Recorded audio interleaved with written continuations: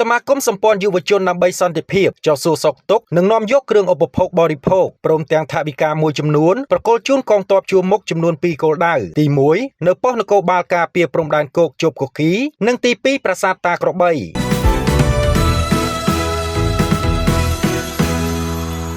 លោកបណ្ឌិតឌីមសុខុនអគ្គលេខាធិការសមាគមសម្ព័ន្ធយុវជនដើម្បីសន្តិភាពហៅកាត់ថាសសយសតំណាងឲ្យឯកឧត្តមបណ្ឌិតសុកច័ន្ទភក្តីប្រធានសមាគមអមដំណើរដោយអគ្គលេខាធិការរងប្រធានអនុប្រធានសាខាខេត្តប្រធានអនុប្រធានផ្នែកនិងសមាជិកសមាជិកានៃសមាគមសម្ព័ន្ធយុវជនដើម្បីសន្តិភាពមកពីបណ្ដារាជធានីខេត្តក្រុងស្រុករួមទាំងចោះសួរសុខទុក្ខនិងនាំយកនៅអំណោយជាគ្រឿងឧបភោគបរិភោគនិងថវិកាមួយចំនួនប្រគល់ជូនកងទ័ពជួរមុខចំនួន2គោលដៅទី1នៅប៉ុស្តិ៍នគរបាលការពារព្រំដែនគោកជប់កគីនិងទី2ប្រាសាទតាក្របីនាថ្ងៃទី11ខែមិថុនាឆ្នាំ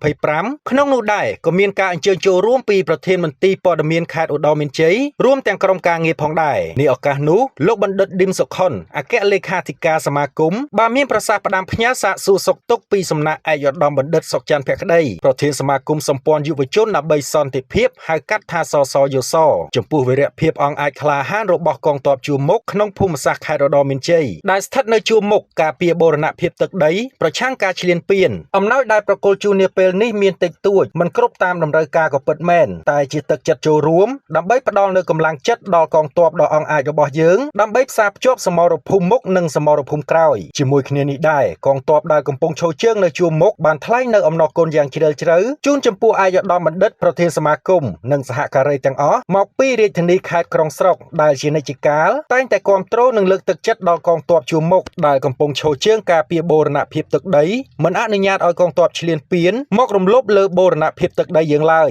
ហើយនេះគឺជាកាយវិការដ៏ប្រពៃថ្លៃថ្លាផ្សារភ្ជាប់សមរភូមិមុខនិងសមរភូមិក្រោយដែលកត្តានេះបានជួយជំរុញនិងលើកទឹកចិត្តដល់កងទ័ពជួរមុខឲ្យមានភាពមោះមុតអង្អាចក្លាហាននិងបំពេញភារកិច្ចបម្រើជាតិមាតុភូមិដោយមិនខ្លាចញញើតជាមួយខ្មាំងសត្រូវពិសេសហ៊ានបូជាជីវិតជូនប្រទេសជាតិសូមបញ្ជាក់ផងដែរថាអំណោយដែលត្រូវប្រគល់ជូនកងទ័ពនោះរួមមានអង្ករចំនួន1050គីឡូក្រាមប្រេងឆាចំនួន10កេសធំមីចំនួន46កេសទឹកបរិសុទ្ធចំនួន240យួរភេសជ្ជៈចម្រុះចំនួន10កេសត្រីខចំនួន20យួរធូបមូសចំនួន12ដុំត្រីងៀត23គីឡូក្រាមត្រីឆ្អើរ7ដុំថ្នាំពេទ្យចំនួន70បន្ទះនិងថវិកាចំនួន2,180,000រៀលផងដែរ